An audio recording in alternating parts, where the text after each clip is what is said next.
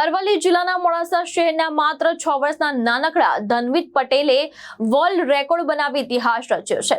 રામાયણ વિષયક આંતરરાષ્ટ્રીય સ્પર્ધામાં ઝડપી અને સચોટ જવાબ આપી આ નાનકડા ચેમ્પિયને સમગ્ર અરવલ્લીનું નામ રોશન કર્યું છે। મોડાસા શહેરમાં રહેતા અને સાકરિયા ગામના વતની તન્મય પટેલ અને ડોક્ટર વનપ્રિયા પટેલના પુત્ર ધનવીત પટેલે નાની ઉંમરે મોટી સિદ્ધિ હાંસલ કરી છે। બાળપણથી જ રામાયણ પ્રત્યે રસ ધરાવતા ધનવીતે માતા પિતા અને દાદા દાદીના સંસ્કારોથી પ્રેરાઈને ટીવી અને મોબાઈલમાં રામાયણ જોવાનું શરૂ કર્યું હતું। ત્યારબાદ માતા પિતાએ તેને ચિત્રોવાળી રામાયણ પુસ્તકો આપતા તેનો રસ વધુ વધ્યો। આ જ રસને આગળ વધારતા ધનવીતે ઓનલાઈન વર્લ્ડ લેવલની youngest answer maximum Ramayan based convention in fix time સ્પર્ધામાં ભાગ લીધો અને વર્લ્ડ રેકોર્ડ પોતાના નામે નોંધાવ્યો છે। ઝડપભર્યા અને સચોટ જવાબોથી ધનવીતે સાબિત કર્યું કે ટેલેન્ટ ઉંમર નથી જોતો।